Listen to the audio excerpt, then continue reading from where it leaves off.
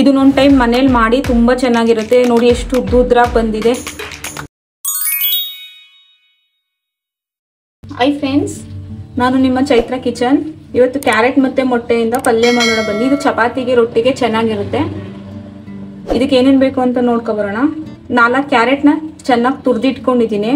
4 ಹಸಿಮೆಣಸಿಕಾಯಿ, ಉಪ್ಪು, ಎಣ್ಣೆ, ಮೊಟ್ಟೆ, ಈರುಳ್ಳಿನ 3 ತೊಗೊಂಡಿದ್ದೀನಿ. ಸಣ್ಣ ಸಣ್ಣ ಕಟ್ ಮಾಡಿ ಇಟ್ಕೊಂಡಿದ್ದೀನಿ. ಈಗ ಹೇಗೆ ಮಾಡೋದು ಅಂತ ನೋಡೋಣ ಬನ್ನಿ. ಮೊದಲಿಗೆ ಬಾಣಲಿ ಇಟ್ಕೊಳ್ಳೋಣ.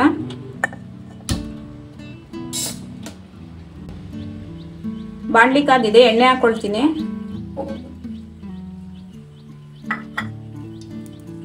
ಎಣ್ಣೆ ಕಾದ ನಂತರ ಹಸಿಮೆಣಸಿಕಾಯಿನ ಕಟ್ ಮಾಡಿ ಇಟ್ಕೊಂಡಿದ್ದೀನಿ, ಅದನ್ನ ಸೇರಿಸ್ಕೊಳ್ತಾ ಇದ್ದೀನಿ. ಇದು ಮಕ್ಕಳಿಗೆ ಹೆಲ್ತಿನೂ ಕೂಡ. ಕ್ಯಾರೆಟ್ ಮತ್ತೆ ಮೊಟ್ಟೆ ಎರಡು ಹೆಲ್ತಿ ಆಗಿದೆ. ಮಕ್ಕಳಿಗೆ ಇಷ್ಟ ಆಗುತ್ತೆ. ಚಪಾತಿಗೆ ರೊಟ್ಟಿಗೆ ಮಿಕ್ಸ್ ಮಾಡದೆ ಮಾಡಿಕೊಡಿ, ತುಂಬ ಚೆನ್ನಾಗಿರುತ್ತೆ. 3 ಈರುಳ್ಳಿ ಸೇರಿಸ್ಕೊಳ್ತಾ ಇದ್ದೀನಿ.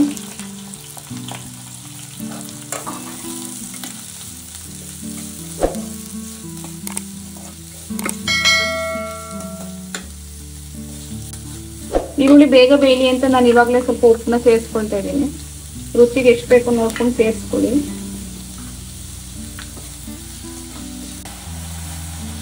ಇದಕ್ಕೆ ಜಾಸ್ತಿ ಇಂಗ್ರೀಡಿಯೆಂಟ್ಸ್ ಬೇಕಾಗಲ್ಲ. 4-5 ಇಂಗ್ರೀಡಿಯೆಂಟ್ಸ್ ಹಾಕೊಂಡು ಹೆಲ್ತಿ ಆಗಿರೋ ಪಲ್ಯ ಮಾಡ್ಕೋಬಹುದು. ಇವಾಗ ಈರುಳ್ಳಿ ಕಲರ್ ಚೇಂಜ್ ಆಗಿದೆ. ಇವಾಗ ಕ್ಯಾರೆಟ್ ಹಾಕೊಳ್ಳೋಣ.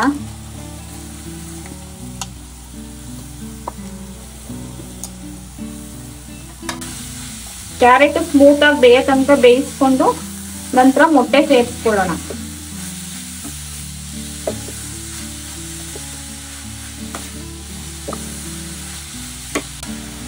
ಇದನ್ನ ಮುಚ್ಚಿಬಿಟ್ಟು ಬೇಯಿಸ್ತೀನಿ ಒಂದು 5 ನಿಮಿಷ. ಇವಾಗ ಮೊಟ್ಟೆ ರೆಡಿ ಮಾಡ್ಕೊಳ್ತೀನಿ. ಮೊಟ್ಟೆನ ಒಡೆದು ಒಳಗಡೆ ಹಾಕೊಳ್ತೀನಿ.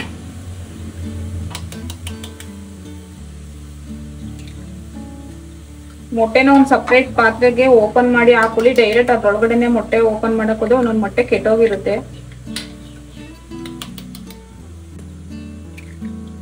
ನಾನು 5 ಮೊಟ್ಟೆ ತಗೊಂಡಿದ್ದೀನಿ. ನೀವು ಎಷ್ಟಾದ್ರೂ ತಗೊಳ್ಳಿ. ಮೊಟ್ಟೆ ಕ್ವಾಂಟಿಟಿ ಜಾಸ್ತಿ ಬೇಕಂದ್ರೆ ಜಾಸ್ತಿ ತಗೊಳ್ಳಿ. ಕ್ಯಾರೆಟ್ ಕ್ವಾಂಟಿಟಿ ಜಾಸ್ತಿ ಬೇಕಂದ್ರೆ ಕ್ಯಾರೆಟ್ ಜಾಸ್ತಿ ತಗೊಳ್ಳಿ.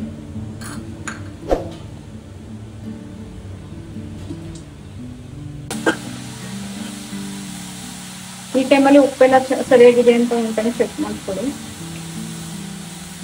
ಈರುಳ್ಳಿ ಜಾಸ್ತಿ ಹಾಕಿದಷ್ಟು ಈ ಪಲ್ಯ ಚೆನ್ನಾಗಿರುತ್ತೆ. ಈರುಳ್ಳಿನ ನಾನು 3 ಹಾಕೊಂಡಿದ್ದೀನಿ.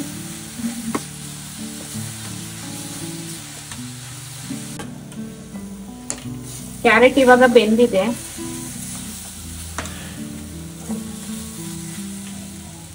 ಈಗ ಮೊಟ್ಟೆನ ಒಡೆದಿಟ್ಕೊಂಡಿದ್ನಲ್ಲ ಅದನ್ನ ಇದ್ರೊಳಗಡೆ ಹಾಕೊಳ್ತೀನಿ.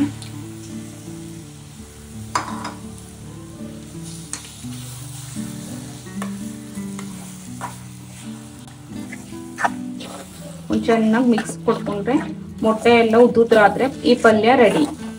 ನೋಡಿದ್ರಲ್ಲ ಎಷ್ಟು ಬೇಗ, ಒಂದು ವಿತಿನ್ 10 ಮಿನಿಟ್ಸ್ ಅಲ್ಲೇ ಈ ಪಲ್ಯ ರೆಡಿ ಆಗುತ್ತೆ. ಮೊಟ್ಟೆ ಮತ್ತು ಕ್ಯಾರೆಟ್ ಯೂಸ್ ಮಾಡಿಕೊಂಡು ಮಾಡಿರೋಂಥ ಪಲ್ಯ ತುಂಬ ಹೆಲ್ತಿ. ಇದನ್ನೊಂದು ಟೈಮ್ ಮನೇಲಿ ಮಾಡಿ ತುಂಬ ಚೆನ್ನಾಗಿರುತ್ತೆ. ನೋಡಿ ಎಷ್ಟು ಉದ್ದುದ್ರಾಗಿ ಬಂದಿದೆ. ನೋಡ್ಕೊಬಂದ್ರಲ್ಲ ಮೊಟ್ಟೆ ಮತ್ತು ಕ್ಯಾರೆಟ್ ಇಂದ ಒಂದು ಹೆಲ್ತಿಯಾದ ಪಲ್ಯ. ಈ ಪಲ್ಯ ರೆಸಿಪಿ ನಿಮಗೆ ಇಷ್ಟ ಆದರೆ ನನ್ನ ಚಾನೆಲ್ನ ಲೈಕ್ ಮಾಡಿ, ಶೇರ್ ಮಾಡಿ, ಸಬ್ಸ್ಕ್ರೈಬ್ ಮಾಡ್ಕೊಳ್ಳಿ. ಮತ್ತೆ ಸಿಗೋಣ ಇನ್ನೊಂದು ರೆಸಿಪಿಯೊಂದಿಗೆ. ನಾನು ನಿಮ್ಮ ಚೈತ್ರ ಕಿಚನ್.